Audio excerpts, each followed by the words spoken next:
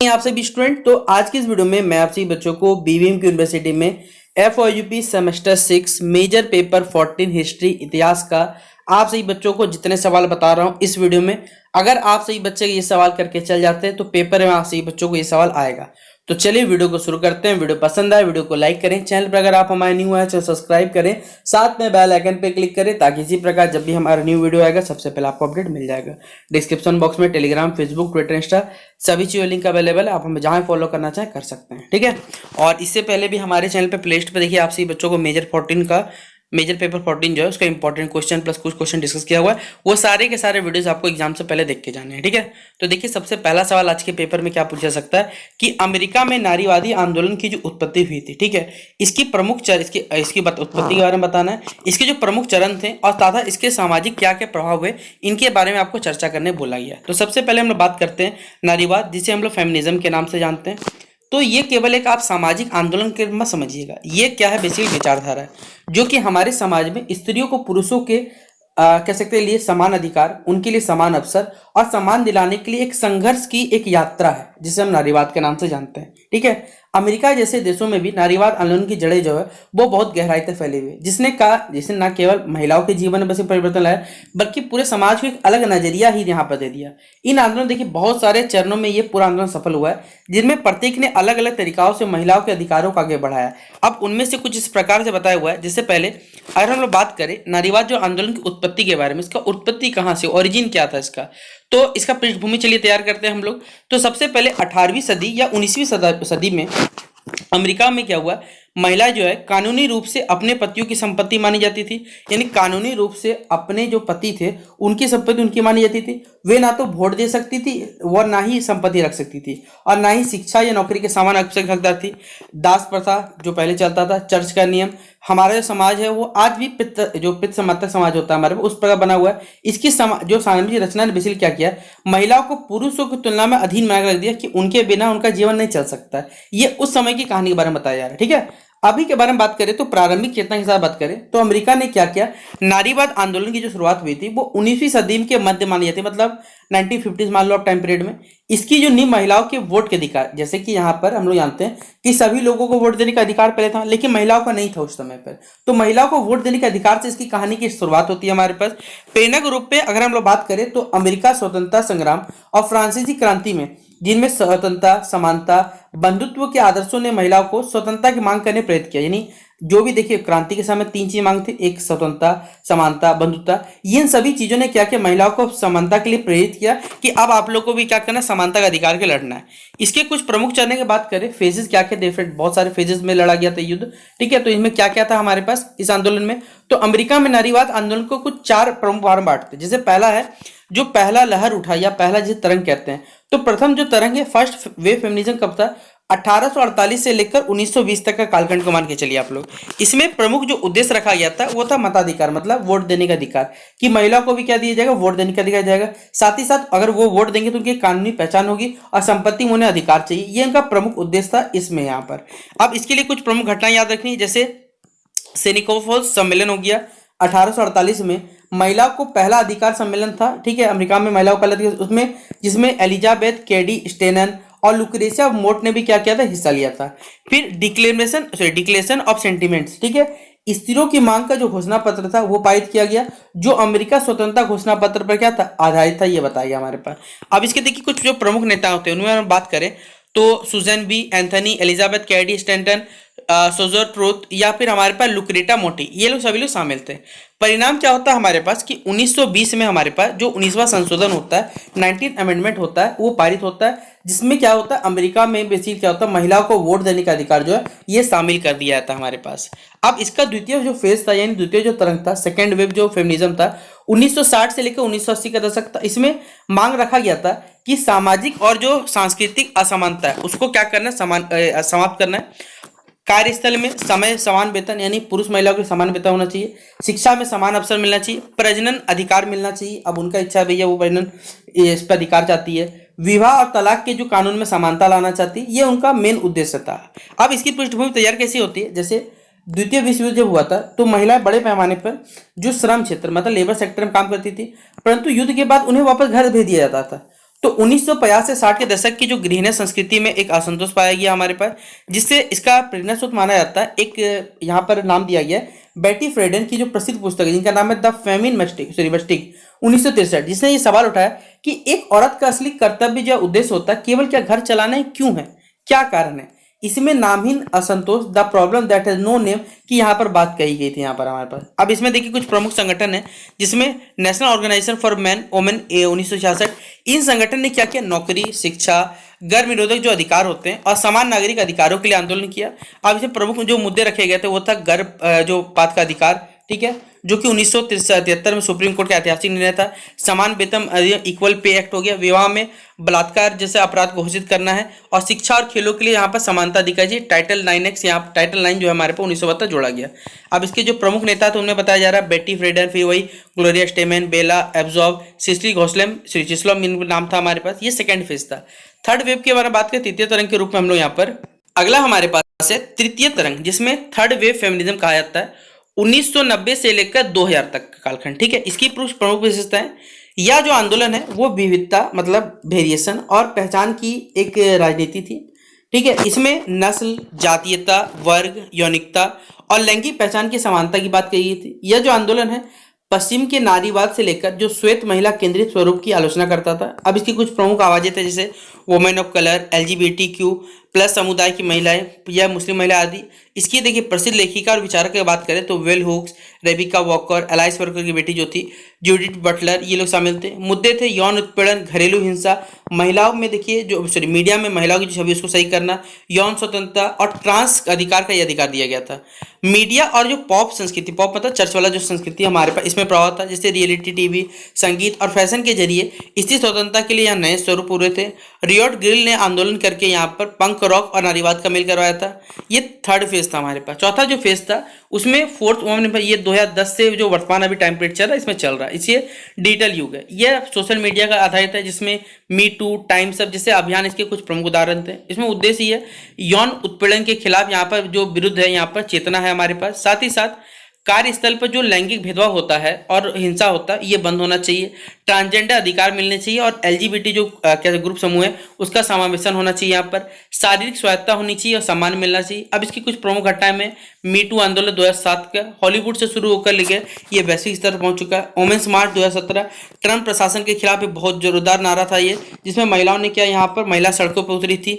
विशेषता यहाँ पर क्या थी, यहाँ पर इंटरसेक्शनलिटी, यहाँ पर हमारे सेक्शनलिटी विभिन्न सामाजिक पहचान का यहाँ पर मेल को प्रमुखता देना था। डिजिटल माध्यमों के जरिए यहाँ पर तेज और व्यापक प्रसार होना था। तो अमेरिका में क्या हुआ, नारीवाद आंदोलन का क्या सामाजिक प्रभाव पड़ा, ये तो हमने कारण जान लिया कि क्या कारण थे, 4 चरणों में बटा गया था हमारे पास। अब इसका क्या प्रभाव पड़ा, सोशल इंपैक्ट क्या था अमेरिका में, ये बताना है। तो चलिए सबसे पहले जानते हैं, जैसे कानूनी अधिकारों में जो कानूनी अधिकार थे बेसिकली उनमें क्या हुआ, यहाँ पर सुधार हुआ। महिला को वोट देने, संपत्ति रखने, गर्भपात, तलाक, वेतन और शिक्षा में क्या हुआ, बराबरी के कानून अधिकार यहाँ मिलने लगे। गर्भ निरोधक और जो गर्भपात जैसे विषयों पर क्या हुआ, निर्णय लेने का अधिकार जो है वो महिलाओं को मिला यहाँ पर। साथ ही साथ अगर बात करें तो जो श्रम क्षेत्र मतलब जहाँ कार्यस्थल था वहां पर क्या हुआ, भागीदारी मिली। जैसे अब ऊंचे पदों पे क्या थी, महिला कार्य थी, जैसे वैज्ञानिक, डॉक्टर, सैनिक, राजनेता, CEO, इन सभी पोस्टों पे असमान पेमेंट मिलता था। जेंडर डिस्क्रिमिनेशन को बंद करवाया गया कि यहाँ पर कोई भी यहाँ पर भेदभाव नहीं होने वाला। प्लस शिक्षा में समानता। कॉलेज और विश्वविद्यालय में क्या हुआ, महिलाओं की संख्या पहले से कहीं अधिक हो चुकी थी अब हमारे पास। अगला है टाइटल जो 9 है हमारे पास के तहत जो भी खेल और जो शैक्षणिक संस्थानों में गए थे लड़कियों को यहाँ पर बराबरी का हक मिला। अब इसके क्या क्या सांस्कृतिक प्रभाव पड़े, जैसे साहित्य हो गया, सिनेमा हो गया, हमारे पास कला, मीडिया में महिलाओं की जो स्थिति है और प्रस्तुतिकरण में लगातार परिवर्तन है। अब महिला स्वयं अपनी कहानी लिखने लगी, जैसे उपन्यास हो गया, ब्लॉग हो गया, फिल्में हो गया, वेब सीरीज आदि के माध्यम से अपनी कहानी व्यक्त करने लगी। अब इसके क्या राजनीतिक प्रभाव पड़े, जैसे हिलेरी क्लिंटन जैसे जो राष्ट्रपति थे उनकी उम्मीदवार बनी यहाँ पर हमारे पास। अमेरिका कांग्रेस में महिलाओं की भागीदारी जो थी वो लगातार बढ़ रही थी। कमला हैरिस अभी वर्तमान में जानते होंगे जो उपराष्ट्रपति थी हमारी, ठीक है, जब जो बाइडेन प्रेसिडेंट थे हमारे पास। तो अगला है हमारे पास है LGBT+ अधिकारों को बल मिला। नारीवाद के कारण क्या हुआ, जो यौनिक और जो लैंगिक विविधता दिखी जाती है उनको मान्यता मिली। समलैंगिक विवाह को यहाँ पर वैधता मिली और ट्रांसजेंडर अधिकारियों को यहाँ पर बात की गई है, बताया। अगला हमारे पास इससे मानसिक और जो दृष्टिकोण में क्या बदलाव है बताना। पुरुषों की सोच में देखिए लगातार बदलाव आ रहा है। अब हमारा जो समाज है वो पितृत्व अवकाश, घर की जिम्मे साझा करना, महिलाओं का नित्य स्वीकार करना और आम होता चला जा रहा है। और कोई इसमें शर्म की बात नहीं भैया, हमारा समाज दोनों से मिलकर चलता है, किसी का एक अधिकार नहीं होना चाहिए। समाज में हम हमेशा बराबर के चलिएगा, कोई भी प्रकार का असंतोष नहीं आएगा। अगर ऐसा कोई सोचते हैं तो इन सब चीज़ों को दूर निकाल दीजिए भैया। समाज सबको मिलकर, आप किसी भी किसी भी धर्म, जाति, लिंग के, इससे कोई फर्क नहीं पड़ता। बस समाज में सब मिलजुल कर रहिए, सभी दूसरे का मदद करते रहिए। इससे हमारा समाज खुद ब खुद विकसित होता चला जाएगा। जो टॉक्सिक मैस्कुलिनिटी है, जैसे विचारों पर खुलकर यहाँ पर चर्चा होने लगी। अमेरिका में नारीवाद जो है धीरे धीरे क्या हुआ, एक दीर्घकालिक मतलब एक हमारे पास लॉन्ग टर्म का एक जटिल और बहुपर्तीय प्रक्रिया रही है। जिससे क्या हुआ, समय के साथ वो खुद को उसने बदला, जो भी विविध मुद्दे थे उनको अपनाया गया और सामाजिक परिवर्तन की दिशा में एक क्रांतिकारी भूमिका निभाई गई। वुडरो विल्सन के काल से लेकर जो अभी डिजिटल युग है, इस आंदोलन ने केवल महिलाओं को नहीं बल्कि पूरे समाज को नया दिशा दी है। समानता, स्वतंत्रता, आत्मसम्मान की ओर यहाँ पे से आगे बढ़ाया गया हमारे पास, ठीक है। हालांकि अगर हम लोग बात करें, अभी भी देखिए कुछ समस्याएं बरकरार है। जैसे वेतन का मामला अभी भी आप देखोगे तो जैसे लेबर सेक्टर मैंने देखा हुआ है कि जो लेबर सेक्टर में महिलाएं होती हैं उनको कम पेमेंट दिया जाता है, जो भी उनके ठेकेदार रहते हैं, जबकि पुरुषों को जितना पेमेंट उतना ही मिलता है। असमानता आज भी हमारे यहाँ समाज में देखी जाती है। घरेलू हिंसा ये अभी भी है। यौन उत्पीड़न तो रोज आप कहीं ना कहीं अखबार में रोज सुनते होंगे। नस्ल के आधार पर भेदभाव ये भी देखा गया। लेकिन नारीवाद की आवाज़ें जो आज पहले से कई अधिक शक्तिशाली और संगठित है। अमेरिका में यह आंदोलन केवल महिलाओं का नहीं बल्कि इंसानियत की गरिमा का जो बेसिकली कह सकते हैं गरिमा का आंदोलन बन चुका है हमारे पास। तो ये सवाल पेपर में आएगा, इसे मोस्ट प्रीवियस सवाल में कर लीजिएगा। अगला, स्पेन अमेरिका युद्ध, इसके कारणों के आपको विवेचन करने बोला गया है। ये सवाल ही बहुत फेमस है, स्पेनिश अमेरिकन वॉर। आइए चलिए जानते हैं सवाल में किस प्रकार आपको क्या लिखना है, बताता हूँ। तो स्पेन अमेरिका युद्ध ये लगभग 1898 में हुआ था, जो अमेरिका और स्पेन के बीच लड़ा गया था। यह युद्ध तो लगभग 4 महीने ही बीता था, लेकिन इसका एक ऐतिहासिक महत्व है। इसमें अमेरिका जो कि एक वर्ल्ड पावर सुपर पावर खुद को समझता है उसके रूप में उभरा, और स्पेन की जो औपनिवेशिक सत्ता था उसका क्या हो गया, यहाँ पर जो कॉलोनियल जो पावर से या वो क्या हो गया, उसका पतन हो गया। यह युद्ध जो मुख्यतः क्यूबा में स्पेन की जो दमनकारी नीति है और अमेरिका की जो साम्राज्यवादी जो महत्वाकांक्षा, इसके कारण बेसिकली उत्पन्न हुआ था। इसमें कारण बताया गया है। अब हम बात करें इसके क्या प्रमुख कारण थे। सबसे पहले स्पेन अमेरिका जो युद्ध हुआ, इसके पीछे कई सामाजिक, राजनीतिक, आर्थिक या वैचारिक कारण हो सकते हैं, जिनको आप इन बिंदुओं से समझ सकते हैं। निम्नलिखित बिंदु बताए गए हैं। जैसे पहला पॉइंट है, क्यूबा में क्या हुआ, स्पेन की जो दमनकारी नीति थी। 19वीं सदी के अंत में क्यूबा जो है वो स्पेन का उपनिवेश, जैसे हम लोग क्या थे, ब्रिटिश के उपनिवेश थे बेसिकली। तो क्यूबा के लोग स्वतंत्रता की मांग कर रहे थे, लेकिन स्पेन ने उनकी मांग को क्रूरता से कुचल दिया। स्पेनिश जनरल वेलिनेरियो यहाँ पर वेलर ने विद्रोह दबाने के लिए रिकंसंट्रेशन पॉलिसी चलाई, जिसके तहत लाखों जो क्यूबा वासी थे उनको शिविरों में कैद कर लिया गया। और इन शिविरों में भयानक यहाँ स्थिति थी, जिससे हजारों की लोगों की मृत्यु हो चुकी थी। फिर अमेरिका ने इस क्रूरता के खिलाफ जब जनमत बनाना शुरू किया और अमेरिकी प्रेस ने इसे खूब उभारा, ठीक है, ये पहला कारण था। फिर अमेरिकी प्रेस और जो येलो हमारे पास जर्नलिज्म है बताया गया, उस समय विलियम रेडोल्फ हर्स्ट और जोसेफ जो प्यूलिट्जर जैसे जो मीडिया बेसिकली मोगलेसन थे हमारे पास, उनने स्पेन की बर्बरता को क्या किया, सनसनीखेज प्रदर्शित किया पूरा कि किस प्रकार देखिए यहाँ पर यातनाएं की जा रही, लोगों से बताने स्टार्ट किया। तो इन अखबारों ने झूठी और बढ़ा चढ़ा के खबरें छापी, जिससे क्या हुआ, अमेरिका में जनता का गुस्सा भड़क उठा। और इसका उद्देश्य क्या था कि युद्ध को भड़काना था और अखबारों की जो वृद्धि मतलब जो बिक्री है उसे बढ़ाना था। इस प्रकार मीडिया ने भी क्या किया, युद्ध को उकसाने के लिए बहुत निर्णायक भूमिका निभाया था हमारे पास। प्लस अगला हमारे पास यूएसएस मेन का विस्फोट, ठीक है। इसमें क्या है, फरवरी 1898 में अमेरिका के नौसैनिक जहाज जिसका नाम है यूएसएस मेन को क्यूबा के हवाना बंदरगाह में क्या हुआ, विस्फोट से उड़ा दिया गया। और इस घटना में लगभग 260 अमेरिकी सैनिक मारे गए। यद्यपि आज तक इसका वास्तविक कारण तो स्पष्ट नहीं हो पाया, लेकिन उस समय से स्पेन को जिम्मेदार ठहराया गया था। अमेरिकी प्रेस ने क्या किया, remember the Maine, to hell with the Spain, इस प्रकार से जैसे नारों के साथ युद्ध की मांग को और तेज कर दिया। इस घटना ने क्या किया, जो अमेरिकी जनता थी और सरकार को युद्ध के खिलाफ यहाँ पर तैयार कर दिया कि भैया आप जाइए लड़ने अब हमारे साथ। फिर अगला है अमेरिका की जो साम्राज्यवाद नीति और विस्तारवाद यहाँ पर फैला हमारे पास। जैसे 19वीं सदी के अंत में अमेरिका ने क्या किया, साम्राज्यवाद की नीति अपनाई और अपने प्रभावों को प्रशांत महासागर और कैरेबियन क्षेत्र में से फैलाना चाहा। तो अमेरिका में जो नीति बेसी निर्माताओं का मानना था कि उन्हें सभ्यता और लोकतंत्र का प्रचार करना है। जैसे व्हाइट्समैन बर्डन की विचारधारा यहाँ प्रचारित की जाती थी। क्यूबा हो गया, प्यूर्टो रिको, गुआमा और फिलीपीन जैसे स्पेनिश उपनिवेश अमेरिका के लिए एक यहाँ पर इस्माइल दृष्टि से यहाँ पर महत्वपूर्ण देश थे हमारे पास। और इस विस्तारवादी दृष्टिकोण ने क्या किया, अमेरिका को युद्ध के प्रेरित किया कि भैया जाइए लड़िए। अगला हमारे पास अमेरिका का व्यापारी, जैसे क्यूबा से अमेरिका व्यापारियों ने क्या करता था, गन्ने के बागान हो गए, खनिज संसाधन हो गए और अन्य क्षेत्रों में भारी निवेश किया था। क्यूबा में राजनीतिक अस्थिरता कारण उनका व्यापार लगातार प्रभावित और ऐसा तो देश दुनिया में कोई बना नहीं है जिसको अमेरिका ने ठगा नहीं है, ठीक है। दुनिया में हर देश को अमेरिका ठगते रहता है। तो अमेरिका चाहता है कि क्यूबा एक स्थिर और अमेरिका समर्थक जो शासन के अधीन रहे, जिससे उनके व्यापारी जो हित है वो सदैव सुरक्षित रहे। इसलिए अमेरिका ने क्या हस्तक्षेप करना उचित समझा और मानवतावादी उनका दृष्टिकोण था कि लोगों को बचाने के लिए। लेकिन ऐसा कुछ नहीं है, मैं बता रहा हूँ, ऐसा कोई सगा नहीं जिसे अमेरिका ने ठगा नहीं, ठीक है। तो अमेरिका बिना फायदा का किसी देश का समर्थन नहीं करता, चाहे वो भारत के साथ हो, चाहे बांग्लादेश, किसी के साथ वो बिना फायदे का 1% नहीं रहना। चाहे वर्तमान डोनाल्ड ट्रंप हो, चाहे जो बाइडेन या कोई भी अगर प्रेसिडेंट होगा ना, आप इतिहास काल में देखोगे सबके साथ यही रूल है, ठीक है। तो अमेरिका ने स्वयं को क्यूबाई लोगों का रक्षक और मुक्तिदाता यहाँ पर घोषित कर दिया और अमेरिकी नेताओं ने क्या किया, स्पेन के अत्याचारों को अमानवीय और साथ साथ क्रूर बताया तथा क्यूबा को मुक्त करने की अनैतिक जिम्मेदारी ली। जैसे अभी वर्तमान आपने देखा होगा रूस और यूक्रेन का युद्ध है, ठीक है, जिसमें अमेरिका बीच में कह सकते हैं यहाँ पर मीडिएटर बनना चाहता है कि भैया तुम इस पर कैसे कर सकते हो, जबकि यूक्रेन तो पार्ट रूस का है। अगर मेरा ही मान लीजिए फॉर एग्जाम्पल, जैसे मान के चलता हूँ, हमारे सोलर सिस्टम में टोटल आपको मालूम होगा 9 प्लेनेट है, जिसमें से प्लूटो प्लेनेट था। बेचारा प्लूटो क्या होता, कभी भटक जाता रास्ता, तो जिम्मेदारी किसकी होती, सूरज भगवान की हमारे पास, कि सूरज भगवान को जिम्मेदारी कि उसे मार पीट के या फिर सही लाइन पे लाया जाए। उसी प्रकार यहाँ पर बाकी कोई अगर मान लीजिए कोई दूसरे यूनिवर्स का कोई अगर ग्रह कोई सूरज बोलेगा, क्यों बात सुनेंगे हम लोग, क्यों बात सुनेंगे, सिंपल सा बात है भाई, मेरी संतान है, हम समझेंगे ना। सेम यहाँ पर हमारे पास है, तो अमेरिका बीच में क्यों कूदने जाता, उसकी हालत ऐसे इसलिए पिटते रहता है बेचारा, चाहे वो आप देखोगे अफगानिस्तान के मामले में हो चाहे किसी में, ठीक है। तो यह मानवता मात्र वास्तव में अमेरिका की राजनीतिक और आर्थिक नीति के पीछे छिपी विचारधारा था कि भैया उसका खुद का खुद बेनिफिट है, बिना उसका नहीं जाएगा वो। राजनीतिक दबाव और जनमत जो है, राष्ट्रपति उस समय विलियम मैककिनले थे। युद्ध में शुरुआत में क्या किया, उन्होंने युद्ध से बचना चाहते थे, लेकिन जो कांग्रेस हो गया, मतलब उनकी पार्टी हो गई, मीडिया और आम जनता के खिलाफ भारी जनता के दबाव में आकर 1898 में उन्होंने स्पेन के खिलाफ युद्ध की घोषणा की थी, भैया जा रहे हैं अब हम लोग युद्ध में, ठीक है। अब इसका संक्षिप्त घटनाक्रम बात करें तो इस युद्ध जो शुरुआत हुई थी ये 25 अप्रैल 1898 हुई थी। युद्ध का जो मुख्य मैदान था क्यूबा फिलीपींस था। अमेरिका में जो मनीला फिलीपींस में एडमिरल जॉर्ज ड्यू के नेतृत्व में स्पेन को हराया गया था और क्यूबा में रूजवेल्ट की जो रफ राइडर्स ने क्या किया था, सेन जुआन हिल पर कब्जा किया और अमेरिका ने जो प्यूर्टो रिको और गुआम पर भी अधिकार कर लिया था, साथ में ये बताया हुआ। अब इसके क्या परिणाम, स्पेन तो हारा, अमेरिका जीता। इसके बाद क्या हुआ, पेरिस संधि होता है हमारे पास, ट्रीटी ऑफ पेरिस, जो कि 1898 के तहत होता है हमारे पास। तो फिर क्यूबा को स्वतंत्र घोषित कर दिया जाता है और अमेरिका का प्रभाव बना रहता है। फिर Puerto Rico, Guam, Philippines America को सौंप दिए जाते हैं और अमेरिका ने फिलीपींस के लिए स्पेन को क्या किया, $2 भी दिए थे साथ में।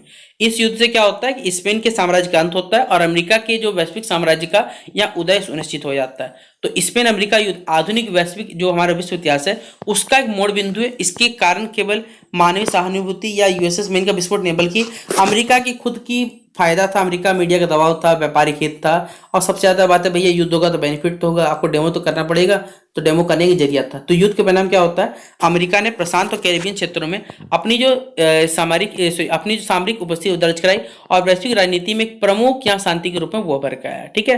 तो ये क्वेश्चन था हमारे पास जो पूछा जाएगा पेपर में। देख लिए कि शीत युद्ध की उत्पत्ति या जिसे कोल्ड वार के नाम से जानते हैं, उसकी उत्पत्ति के क्या कारण थे, उसके विभिन्न चरण और अमेरिका की जो कूटनीतिक रणनीति है उसको विस्तार पूर्वक आपको व्याख्या करना है। तो आइए जानते हैं सबसे पहले जो कोल्ड वार 20वीं सदी की सबसे लंबी और गहन वैचारिक एक राजनीतिक, आर्थिक और सामरिक प्रतिस्पर्धा जो द्वितीय विश्व युद्ध के बाद दो महाशक्ति जिसे हम लोग USA, United states of America, short में अमेरिका, और सोवियत संघ जिसे यूएसएसआर कहा जाता है, वर्तमान जिसे आप रूस के नाम से जानते हैं। 1991 के बाद ये टूट चुका है, रूस अपना एक अलग देश बन चुका है क्योंकि सोवियत संघ में जितने देश थे सब टूट चुके हैं। तो यूएसए और रशिया के बीच में जो युद्ध हुआ इसे हम लोग नाम देते हैं शीत युद्ध। मतलब ये युद्ध कभी भी डायरेक्टली नहीं हुआ लेकिन इनडायरेक्टली तरीके से युद्ध अंदर चलता रहा। क्या है ये मामला, ये जानते हैं। तो यह युद्ध शीत युद्ध इसलिए कहलाया क्योंकि इसमें प्रत्येक सैन्य युद्ध नहीं, मतलब किसी भी सैनिक ने हाथापाई मारपीट कुछ भी नहीं की, परंतु दोनों देशों ने क्या किया, परोक्ष रूप से अनेक स्थान पर युद्ध को क्या किया, प्रायोजित किया। हथियारों की होड़, गुप्तचरी हो गया, प्रचार प्रसार के माध्यम से एक दूसरे को नीचा दिखाने की हमेशा कोशिश की। और ये युद्ध करेंटली अभी भी चल रहा है। जैसा कि आप रूस यूक्रेन युद्ध देखते होंगे तो आपको क्या लगता है कि यूक्रेन को कौन सपोर्ट करता है, भाई अमेरिका करता है। अमेरिका क्यों सपोर्ट करता है, क्योंकि अमेरिका का दुश्मन अमेरिका किसका, अमेरिका और रूस के बीच में दोस्ती है नहीं। अब यूक्रेन किसको दोस्ती, अपना दोस्त, मतलब इसके दुश्मन निभा रहा है रूस से, तो दुश्मन का दुश्मन तो दोस्त होता है, इसलिए यूक्रेन और अमेरिका दोस्त बन जाते हैं इस प्रकार से। इसलिए यहाँ पर सेम कहानी यहाँ चलता रहता है। तो शीत युद्ध की जो उत्पत्ति होती है वह माना जाता है हमारे पास कि इसकी जो जड़ें हैं वो द्वितीय विश्व युद्ध के अंतिम चरणों में हुई। अगर आपने कभी ओपेनहाइमर नामक एक मूवी देखी होगी तो उसमें आपको कुछ सीन्स अगर याद होंगे कि अमेरिका क्या करता, अमेरिका और रूस के में पहले बहुत अच्छी दोस्ती थी, फर्स्ट वर्ल्ड वॉर के समय बहुत अच्छी दोस्ती थी। लेकिन जब अमेरिका क्या कर लेता है, जो एटॉम बम बना लेता है, जिस वजह से रूस और इसके बीच में जब खबर नहीं मिल पाती तो दोनों के बीच में एक मन में खराब आता है और इसी कारण दोनों देश में टेंशन होता है। यही कारण होता है कि अमेरिका और सोवियत संघ युद्ध के समय जरूर सहयोगी थे, परंतु जैसे युद्ध समाप्त हुआ दोनों के आदर्श, राजनीतिक विचारधारा, एक बेसिकली पूंजीवाद को फॉलो करता है हमारे पास, तो एक अपना अलग नियम चलाता है। तो विश्व व्यवस्था की कल्पना में यहाँ पर गहरा टकराव था। अमेरिका लोकतांत्रिक व्यवस्था और पूंजीवाद देश था, वहीं पर जो रूस है हमारे पास यानी सोवियत संघ साम्यवाद यानी कम्युनिज्म को फॉलो करता है और केंद्रीय नियंत्रण आधारित व्यवस्था का वो पक्षधर है। अगर बात करें इन दो व्यवस्थाओं का टकराव ही शीत युद्ध की शुरुआत का देखिए कारण बनाता है।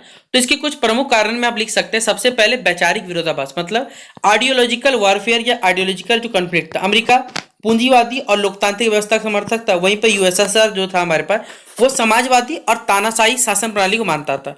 दोनों विचारधारा एक दूसरे के विरोधी थी और वे वैश्विक स्तर पर अपने अपने मॉडल को थोपना चाहती थी। याल्टा और जो पोट्सडम सम्मेलन में क्या हुआ मतभेद, 1945 में याल्टा सम्मेलन और जो पोट्सडम सम्मेलन में यूरोप के बंटवारे पर अमेरिका, ब्रिटेन और यूएसएसआर के बीच में सहमति नहीं बन रही थी। साथ ही साथ यूएसआर ने क्या किया, जो पूर्वी यूरोप के जितने देश चाहे पोलैंड, रोमानिया, हंगरी में साम्यवादी जो मतलब कम्युनिज्म जो सरकार है वो थोप दी। इससे अमेरिका और जो पश्चिमी शक्ति थी उनको बहुत ज्यादा असंतोष उनके मन में पैदा हुआ। पूर्वी और पश्चिमी यूरोप का जो विभाजन हुआ, इसमें क्या हुआ कि सोवियत संघ ने क्या किया, बेसिकली पूर्वी यूरोप में सैटेलाइट स्टेटस बना दिया। अमेरिका ने क्या किया, पश्चिमी यूरोप को पूंजीवादी आर्थिक सहायता जिससे मार्शल योजना से पुनर्निर्माण में उसने मदद की। यूरोप में क्या हुआ, आयरन कंटेंट जो है उसकी अवधारणा यहाँ पर लगातार सामने आई। फिर हथियारों की होड़, दोनों ही देश आपको मालूम है हथियारों के मामले में बहुत ज्यादा शक्तिशाली है। तो द्वितीय विश्व युद्ध के अंत में अमेरिका के पास परमाणु बम था। 1949 में अमेरिका यूएसएसआर ने भी क्या कर लिया, अपना परमाणु बम बना लिया। इसके बाद दोनों देशों में नवीनता मतलब कौन ज्यादा मॉडिफाइड अपडेटेड वर्जन का हथियार बना सकता है, इसमें सब में होड़ आने लगा कि भैया हम फर्स्ट करते रहते हैं। तो प्रचार और गुप्तचर युद्ध, ठीक है, दोनों पक्षों ने क्या किया, एक दूसरे के खिलाफ यहाँ पर प्रचार तंत्र, मीडिया, रेडियो आदि का उपयोग किया। गुप्त संचार संस्थाएं जैसे अमेरिका की सीआईए, रूस की केजीबी हो गए, इन्होंने शीत युद्ध की और यहाँ पर गहन किया, यहाँ गहरा किया।